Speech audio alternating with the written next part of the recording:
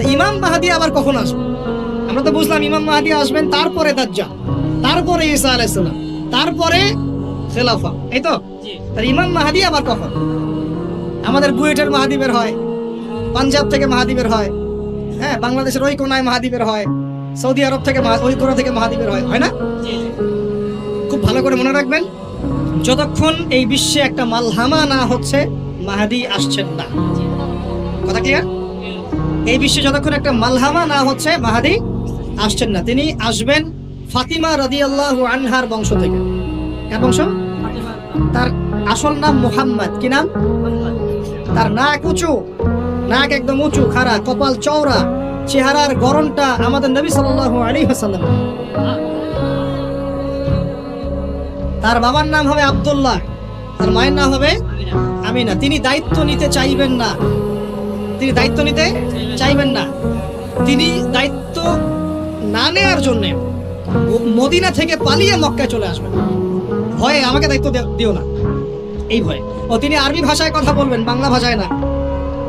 এখনকার মাহাদিরা পাঞ্জাবি ভাষায়, বাংলা ভাষায় কথা বলেন, ঠিক আছে? এবং এই কাবা ঘর যেটা আমরা তাওয়াফ করি, এখানে যে হাজারে আসওয়াদ আছে না, আর এই যে হাজারে আসওয়াদ আর মাকাম ইব্রাহিম, এই দুটো জায়গার মাঝামাঝি মানুষ তাকে চিনে ফেলবে, এই তো মাহদি। তার হাতে মানুষ বায়াত নেবে 313 জন। কতজন?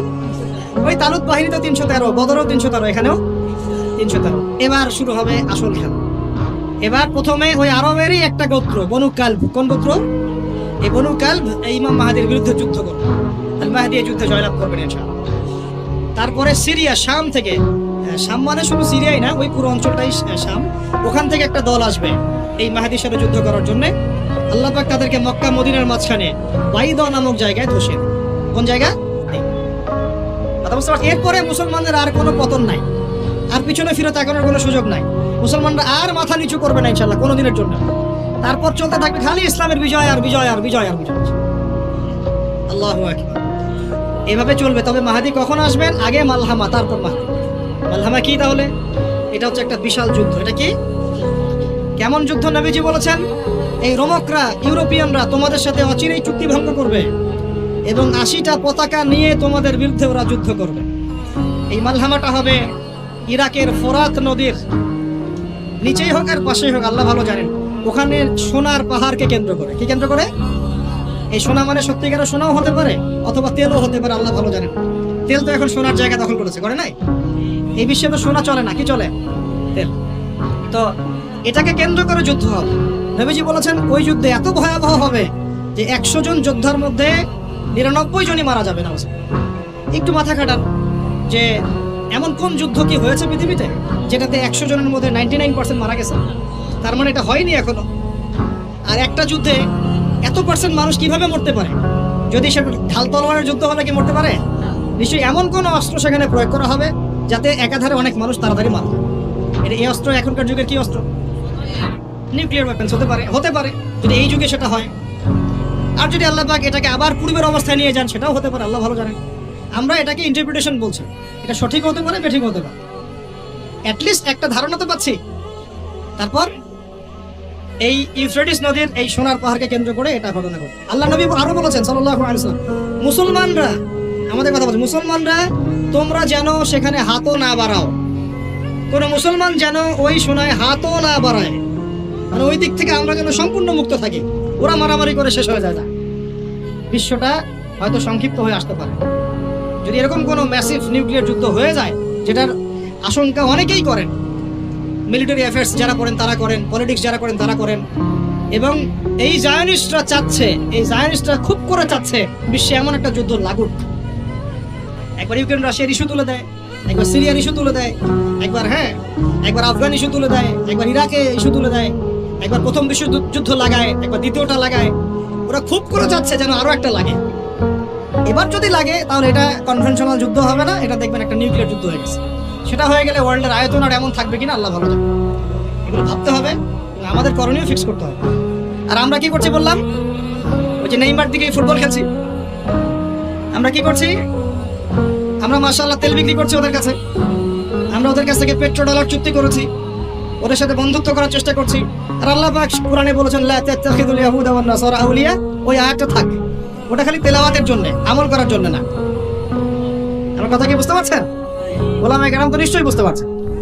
তো এখন আমি যে বললাম যে সুদ ভিত্তিক অর্থনীতির সাথে আমরা যেন সম্পৃক্ত না হই, হারাম না খাই, ঘুষ না খাই, বা হারাম রিজিকে না যাই, তাহলে ইবাদত কবুল হবে না। আদতে আমরা সবাই কোনো না কোনো ভাবে সুদ খাচ্ছি, কারণ পুরো সিস্টেমটাই সুদ ভিত্তিক। এখন এখান থেকে আমাদের উদ্ধারের পথ কি? একটা আয়াত আমি বলতে চাই, যেটাতে আপনি আশ্বস্ত হবেন কিছুটা। আল্লাহ পাক বলেছেন সূরা তালাকের মধ্যে, ফাত্তাকুল্লাহা মাস্তাতা'তুম, ফাত্তাকুল্লাহা মাস্তাতা'তুম, তোমরা সাধ্যমতো আল্লাহকে ভয় করো। মানে ইচ্ছা করে আপনি সুদের সাথে সম্পৃক্ত হবেন না, অনিচ্ছাকৃত যদি লেগে যায় গায়ে ছিটা ফোটা, আল্লাহ মাফ করে দেবেন। তাহলে ভাই আমরা যে মুসলিম পরিবারে জন্ম নিয়েছি, শুকরিয়া আদায় করতে হবে কিনা? তাহলে নামাজ পড়বো কিনা, রোজা রাখবো কিনা, পর্দা করবো কিনা, আমাদের পরিবারকে পর্দা রাখবো কিনা, বাচ্চাদেরকে আমরা কোরআন সুন্নাহ শেখাবো কিনা, আমরা নফল ইবাদত বাড়াবো কিনা, যাকাত দিব কিনা। বাংলাদেশে কিচ্ছু লাগবে না, কোনো বৈদেশিক ঋণেরও দরকার নাই, শুধু আপনারা যাকাত দেওয়া শুরু করেন। আমাদের স্যার আছে এখানে, উনি এই কথাগুলো আর উঁচু লেভেল পর্যন্ত পৌঁছাতে পারবেন, আমরা তো সব জায়গায় পৌঁছাতে পারবো না। কোনো বৈদেশিক ঋণের দরকার হবে না যদি আমি যাকাত দেওয়া শুরু করি। যাকাতের খাত কয়টা? 8টা। কয়টা? 8টা। খাতগুলো খুঁজে খুঁজে বের করেন, মুফতি সাহেবদের সাথে পরামর্শ করেন, দেখেন শুধু যাকাতের টাকা দিয়েই দেখবেন দারিদ্রতা দূর হয়ে গেছে ইনশাআল্লাহ। এটা প্রমাণিত অর্থনীতি, এটা কোনো কাল্পনিক অর্থনীতি নয়। আপনি উমর রাদিয়াল্লাহু আনহুর যুগে খুঁজে খুঁজে কোনো ফকির মিসকিন পাবেন না, পাবেন? উসমান রাদিয়াল্লাহু আনহুর যুগে আপনি খুঁজে খুঁজে মিসকিন পাবেন না। তাহলে তাদের সময় কিভাবে সম্ভব হলো, এখন কেন হয় না? কারণ হচ্ছে আমরা একে তো সুদ ভিত্তিক অর্থনীতির মধ্যে আছি, 1, 2 আমরা ওই যে পশ্চিমাদের এবং জায়নিস্টদের ঋণের জালে পড়ে গেছি, 2, আর 3 হচ্ছে আমরা যাকাত ছেড়ে দিয়েছি। মাঝে মাঝে আমরা দেই টুকটাক যাকাত, মসজিদে, মাদ্রাসা, এখানে ওখানে, আর মনে করি যে আমি পাক্কা মুসলমান হয়ে গেছি। প্রথম নসিহত আজকের, আল্লাহ পাক আমাকে আমল করার তৌফিক দান করুন, আপনাদের সবাইকে তৌফিক দান করুন। উদখুলু ফিস সিলমি কাফা, তোমরা পরিপূর্ণরূপে ইসলামে প্রবেশ করো। যতদিন পর্যন্ত আমরা পরিপূর্ণ মুসলমান না হচ্ছি, পুরো বিশ্বে মাইর খাওয়া বন্ধ হবে না। যে মুসলমান নামাজ পড়ে না, সে কেন মাইর খাবে না আমাকে বুঝান। যে মুসলমানের নৈতিকতা নাই, 10টা টাকার জন্য ইমান বিক্রি করতে পারে, সে কেন মাইর খাবে না? যে বোন পর্দা করার ফুরসতই পাচ্ছে না, তার কাছে মনে হচ্ছে দেহের প্রদর্শনী মনে হয় এটাই মনে হয় ভালো, তো সে কেন মাইর খাবে না? কেন ধর্ষণের শিকার হবে না আমাকে বুঝান। যখন আমরা হারাম খাচ্ছি, কিভাবে আমাদের দোয়া আরশে আজিমে পৌঁছাবে আমাকে বুঝান। আর যখন আমরা রাষ্ট্রীয়ভাবে, জাতিগতভাবে আল্লাহর হুকুম আহকাম বিধানকে পাশ কাটিয়ে মানব রচিত বিধান চর্চা করছি, আল্লাহর রহমত কিভাবে নেমে আসবে আমাকে বুঝান। আমি বুঝি না ভাই, আমাকে বুঝান। কোন অপশন আছে? একটা বিষয়ে কান খুলে শুনে রাখেন, আসন্ন সময়গুলোতে এই বিশ্বে শুধুমাত্র ইসলাম থাকবে, আর কিচ্ছু থাকবে না।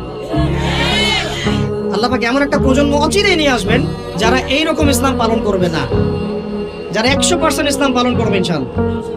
তারা পরিপূর্ণ মুসলমানও হবে, ইসলামও পরিপূর্ণরূপে পালন করবে, আল্লাহর পথে দাওয়াতি কাজও করবে, প্রয়োজন হলে জিহাদও শরীক হবে। তখন দেখবেন ইনশাআল্লাহ এমন একটা প্রজন্ম আসছে, ওই প্রজন্মের কাছে এই জায়নিস্টরা বলেন আর পশ্চিমারাই বলেন, কেউ পেরে উঠবে না ইনশাআল্লাহ। আমি খোলামেলা কথা বললাম একদম, এই প্রজন্ম সামনে আসছে ইনশাআল্লাহ।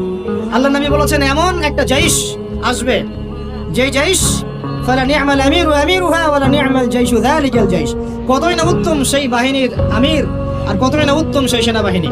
পৃথিবীর কোনো পরাশক্তি তাদের সাথে যুদ্ধ করে পারবে না। আস্তে আস্তে আস্তে আস্তে ওরা বাইতুল মুকাদ্দাস পর্যন্ত জয় করবে, কেউ ঠেকাতে পারবে।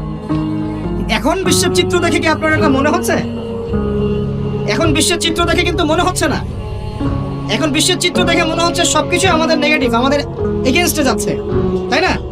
পুরো বিশ্বে আমাদের কোনো খেলাফত নাই, একটু বোঝেন। পুরো বিশ্বে আমাদের কোনো খেলাফা স্টেট নাই। খেলাফা স্টেট মানে কি? খেলাফা স্টেট মানে ওমর রাদিয়াল্লাহু আনহুর মতো শাসন, আল্লাহর রাসূলের মতো শাসন, উসমান, আবু বকর, আলীর মতো শাসন রাদিয়াল্লাহু আনহুম আজমাইন। মানে যে স্টেটের মধ্যে আল্লাহ পাকের লস ছাড়া অন্য কোনো লস চলে না। হ্যাঁ, কোনটা চলে? যেটা আল্লাহ এবং তার রাসূলের আইনের অনুকূলে সেটা চলে, প্রতিকূলে কোনো কিছু চলে না। এটা খেলাফা স্টেট। সেখানে যে আমির বা যে নেতা, সে আল্লাহর কাছে জবাবদিহিতায় বাধ্য, জনগণের কাছে জবাবদিহিতায় বাধ্য না। আমার কথা বুঝতে পারছেন? সেখানে বেশিরভাগ মানুষ কি বললো সেটা বড় কথা না, আল্লাহ এবং তার রাসূল কি বললেন সেটা বড় কথা। মানে বেশিরভাগ মানুষ যদি বলে সুদ হালাল, তার মানে এই না যে হালাল হয়ে যাবে। বুঝতে পারছেন কথা? আর বেশিরভাগ মানুষ যদি বলে মদ হালাল, তার মানে এই না যে মদ হালাল হয়ে যাবে। মনে করে আপনি ভোটাভুটি দিচ্ছেন, ভোটাভুটি করছেন, এখানে বেশিরভাগ বললো যে মদ হালাল হোক, খাওয়া যাবে, ভালোই তো, হ্যাঁ, বেপরদায় চললে ভালোই, আমরা মেয়েদেরকে দেখতে পারলাম, নাউজুবিল্লাহ। তারপরে সুদ হালাল হলে কি সমস্যা, সবাই খেয়ে আমরা খেলে কি সমস্যা? তো এখন বেশিরভাগ রায় এদিকে পড়লো, আর এই 10-5টা মুসলিম মিসকিন তারা বলছে না এগুলো হারাম। খিলাফ এস্টেট মানে হচ্ছে ওই 10 জন মানুষের রায় গ্রহণযোগ্য হবে, এই 100 জনেরটা হবে না। কথা বুঝতে পারছেন কি পারছেন না? একটু শোরগোল করেন না, একটু মনোযোগ দেন। এখন পুরো বিশ্বে কি এমন কোন স্টেট আছে আপনার? আছে? কোথায় আছে? আবুধাবিতে, কাতারে, কুয়েতে? এই মাশাআল্লাহ, একটা কথা বলেছেন, খোরাসান, এখানে ট্রাই করছে, কত বছর যুদ্ধ করলো? 20 বছর। আমরা দোয়া করি আল্লাহ পাক প্রত্যেক মুসলিম রাষ্ট্রের রাষ্ট্রপ্রধানদেরকে শক্তিশালী করুন এবং তাদেরকে ইসলাম বোঝার তৌফিক দান করুন, তাদেরকে আল্লাহ পাকের জমিন আল্লাহর খলিফা হওয়ার তৌফিক দান করুন। দোয়া করতে কোনো সমস্যা? আল্লাহ পাক চাইলে আমাদের এই দেশটা এত উন্নত হবে, একদিন আমরা দেখবেন ইনশাআল্লাহ জাতিসংঘে ভেটো পাওয়ার দিব ইনশাআল্লাহ। যদিও এটা একটা কাল্পনিক স্বপ্নের মতোই, কিন্তু স্বপ্ন দেখতে দোষ আছে। তবে আমি নিশ্চিত, এটা আমি আমার কনফিডেন্স থেকে বলছি, ইমামুল মাহদি আসার সময় ইউনাইটেড নেশনস বলে কোনো নেশনস থাকবে না ইনশাআল্লাহ। ঈসা আলাইহিস সালাম যখন আসবেন তখন জাতিসংঘ বলে কোনো সংঘ থাকবে না ইনশাআল্লাহ। আপনাদের কি মনে হয় ঈসা আলাইহিস সালাম যখন আসবেন এসে জাতিসংঘে গিয়ে বলবেন আমার খেলাফা রাষ্ট্র কায়েমের অনুমোদন দেন? আপনার তাই মনে হয়? সে বলবে যে আমাকে ডলার দেন, ডলার দিয়ে কেনা বেচা করবো?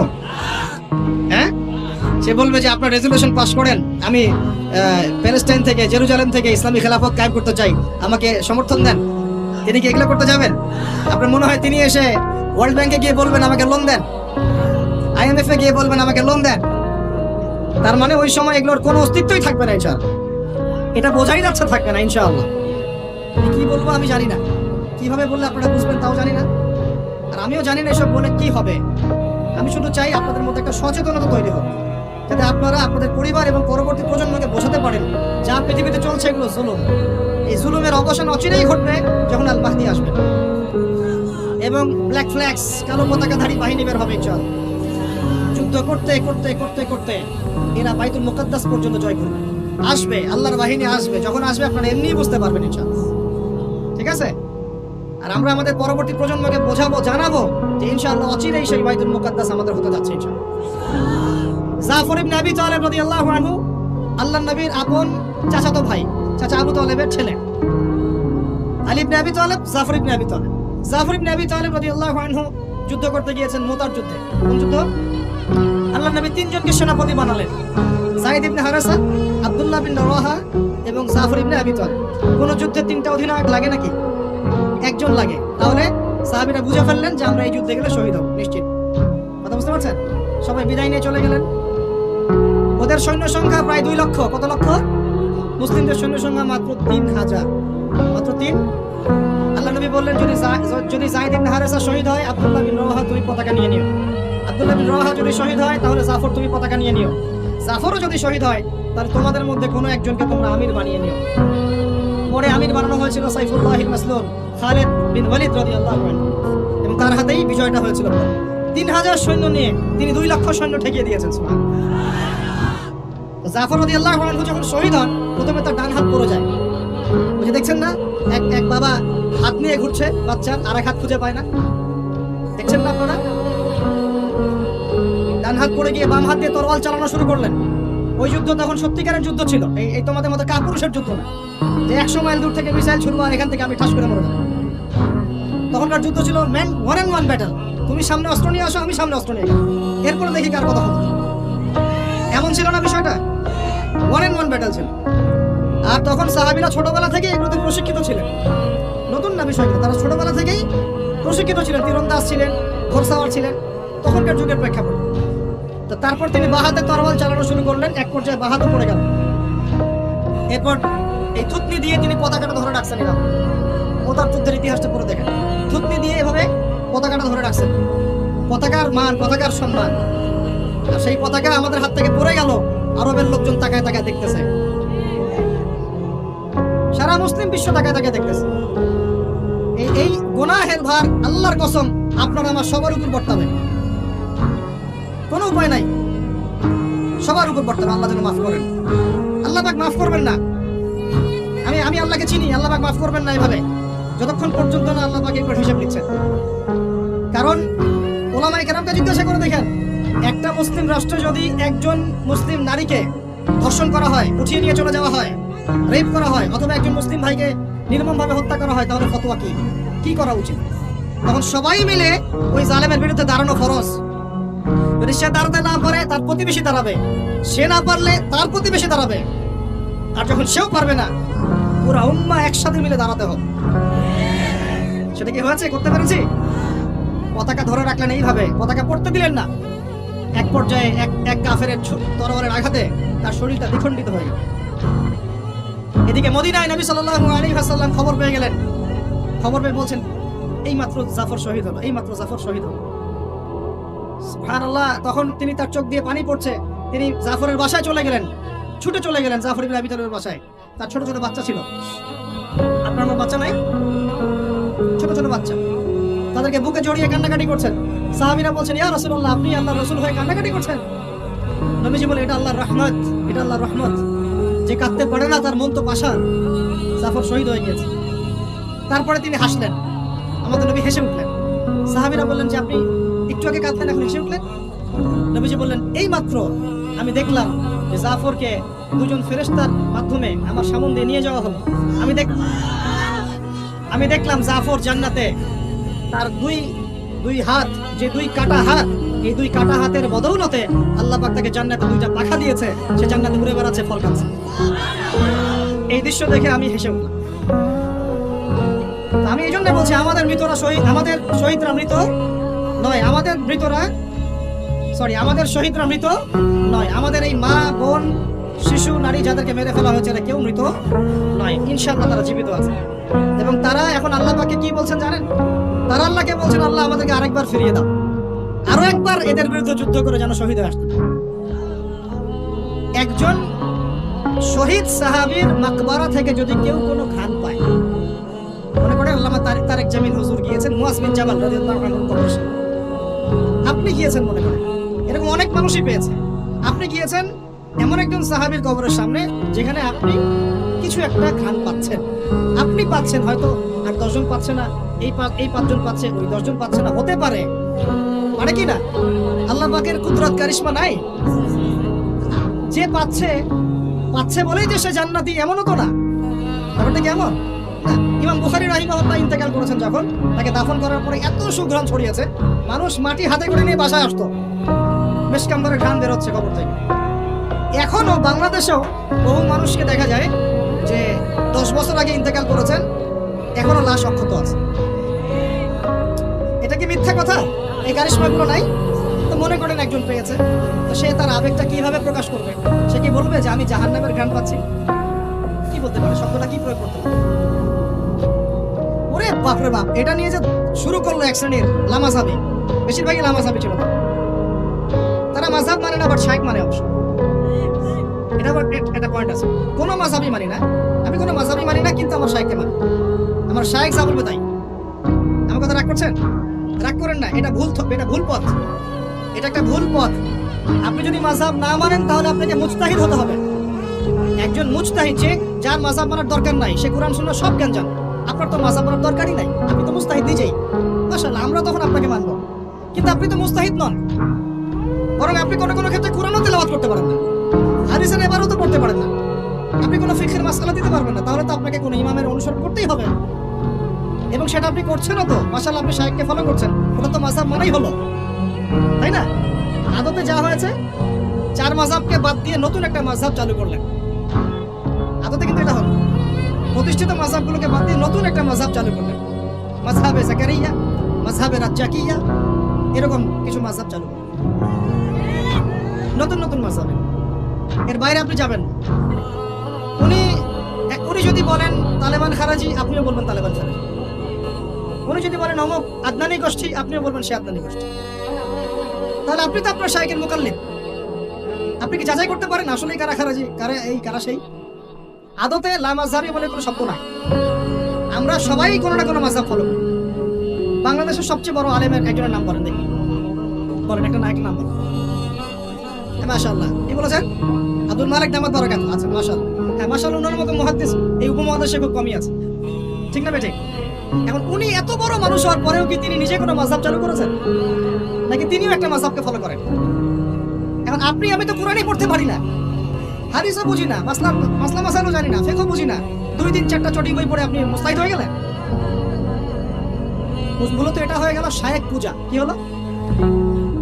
আপনি কোনো শায়েখকে ফলো করেন, আমি আপনাকে দোষ দিচ্ছি না, নেগেটিভ বলছি না, কিন্তু আপনাকে লিবারেল থাকতে হবে, ওপেন মাইন্ডেড হতে হবে। এমন না যে সে যদি ভুল বলে সেটাই মেনে নেবেন। এখন মূল কথাটা আসেন, এই যে শুরু করলো ঘ্রাণ জান্নাতের ঘ্রাণ পেয়েছে। আরে বাপরে বাপ, জান্নাতের ঘ্রাণ দুনিয়া থেকে পাওয়া যায় না, এই সেই। তখন মনে হচ্ছিল যে আল্লাহ, এই মিডিয়াগুলোর চাইতে আমাদের বড় শত্রু মনে আর কেউ নাই। ঠিক আছে, নামাজের আপনাকে গুরুত্ব বোঝাচ্ছিলাম।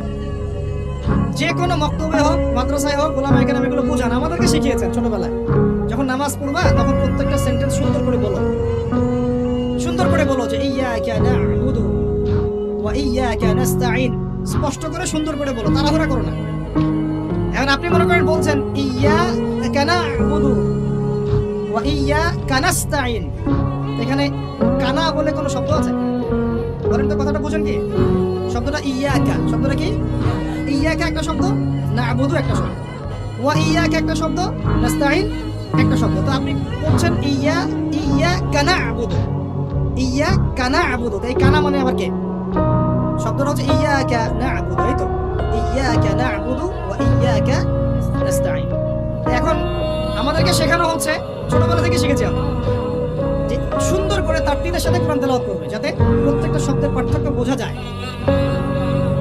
আপনি বলছেন, ধরেন কথার কথা, আপনি বলছেন, আমি বলছি আল্লাহু আকবার, আল্লাহু আকবার। এখন কেউ বলছে আল্লাহু আকবার, আল্লাহু আকবার, শব্দটা কি হু আকবার না আল্লাহু আকবার? একটা সৌন্দর্য আছে না? এইটাই বুঝাচ্ছিলাম যে সামিআ আল্লাহু লিমান হামিদা, সামিআ আল্লাহু লিমান হামিদা। এই বাপরে বাপ, কি যে শুরু করলো! তখন মনে হচ্ছে সংসদে বিল পাস করা খালি বাকি রাখছে, এটা সংসদ পর্যন্ত নিয়ে যাবে, এটা মনে হচ্ছিল আমার কাছে। হায় রে বাঙালি জাতি! ভাই, মূল কথা আজকের লেকচারের, পুরো বিশ্বে আমাদের অবস্থা ভালো না। মূল জায়গায় থাকবেন, শাখা পোশাখায় যাবেন না। আমাদের মূল জায়গা হচ্ছে পরিপূর্ণ ইসলাম পালন করব, নিজে করব, আমার পরিবারে প্রতিষ্ঠা করব ইনশাআল্লাহ, আমার বাচ্চাদের মধ্যে প্রতিষ্ঠা করব ইনশাআল্লাহ। আমরা ওলামায়ে কেরামের মধ্যে কোনো বিভক্তি সৃষ্টি করব না, আমরা ইস্যু পাগল হব না, আমরা মাজলুমের পক্ষে থাকব, আমরা জালেমের বিপক্ষে থাকব। মুনাফিকদের সাথে কোনো আপোষ নাই, জালেমদের সাথে কোনো আপোষ নাই। আমরা উম্মার ঐক্যের চেষ্টা করব, বিভক্তির দিকে যাব না। আমরা হালাল খাবো, আমাদের উপরে যারাই গভর্নমেন্টে আসুক আমরা আনুগত্য করব, আমরা তাদের সাথে বিদ্রোহে যাব, তাদেরকে ওয়াজ নসিহত করব, বোঝানোর চেষ্টা করব, এবং জাতিগত ঐক্য ধরে রাখবো। হ্যাঁ, তারা যদি সরাসরি ইসলামের বিরুদ্ধে চলে যায় তখন যা করার তাই করবো ইনশাআল্লাহ। কিন্তু সরাসরি কি তারা ইসলামের বিরুদ্ধে যাচ্ছেন না? অতএব এখানে আমরা কোনো ফাসাদ সৃষ্টি করবো না, কোনো দরকার নাই ভাই। মুসলিম মারামারি করে এগুলো শহীদ না, মুসলিম লাঠি বৈঠা নিয়ে মারামারি করে এগুলো শহীদ হবে না, সাবধান, এটা সঠিক পথ নয়। তবে আমরা অবশ্যই তাদেরকে নসিহত করব, দোয়া করব, জাতিগত ঐক্য ধরে রাখবো, এবং আমাদের লক্ষ্য আমরা স্থির রাখবো। আমাদের লক্ষ্যটা কি ভাই? ওই বাইতুল মুকাদ্দাস। লক্ষ্যটা কি? বাইতুল মুকাদ্দাস। ইনশাআল্লাহ পুরো বিশ্ব থেকে আস্তে আস্তে জালেমদের পতন ঘটবে ইনশাআল্লাহ, মাজলুমের রক্ত বৃথা যাবে না ইনশাআল্লাহ। আমাদের শহীদরা মৃত নন ইনশাআল্লাহ, তাদেরকে রিজিক দেওয়া হচ্ছে। আমরা সবাই মন খুলে দোয়া করবো তাদের জন্য। এখন কনক্লুশনে আসো, বিশ্বের এই অবস্থায় আমাদের অবস্থাটা কি একটু দেখাই, তারপর শেষ করে দিই। একটু বসেন, 10টা মিনিট খালি মনোযোগ দেন। আমাদের অবস্থা কি দেখেন? পুরো বিশ্বে কি আমাদের খেলাফা আছে? পুরো বিশ্বের অর্থনৈতিক শক্তি আমাদের হাতে আছে? রাজনৈতিক ক্ষমতা আমাদের হাতে আছে? বৈশ্বিক রাজনৈতিক ক্ষমতা আছে? নাই। আমাদের কি মিডিয়াগুলো সব স্বতন্ত্র, নিজের স্বাধীন? আমাদের কি এই পারমাণবিক অস্ত্র ওয়েপন্স আছে ভাই? নাই। আমাদের কি ঐক্যবদ্ধ জাতির একটা নেতা আছে? ওয়ান আমির, ওয়ান জামা, এরকম কিছু আছে? নাই। এখন এই অবস্থায় আমরা যদি আমাদের অবস্থানকে উন্নত করতে চাই, বিশৃঙ্খলা করে না, একটু বসেন, জাস্ট 5টা মিনিট বসেন, শেষ করে দিচ্ছি। একটু পরে দোয়া হবে, তারপরে আমরা যাবো। এই অবস্থায় আমরা কি চাই? আগে আমাকে বলেন, আমরা কি চাই যে আমাদের অবস্থা আগের মতো হোক? আগের মতো বলতে রাসূলের যুগের মতো, সাহাবীদের যুগের মতো আমরা কি চাই আমাদের অবস্থা আবার সেরকম হোক? তাহলে ভাই সর্বপ্রথম আমাদের সবাইকে ইলম অর্জন করতে হবে। রাজি আছে কিনা? পড়াশোনা করতে রাজি আছে কিনা ইনশাআল্লাহ? সবাই কোরআন তেলাওয়াত শিখবো ইনশাআল্লাহ, রাজি আছে কিনা? সবাই কোরআনের অর্থ পড়বো, রাজি আছে কিনা?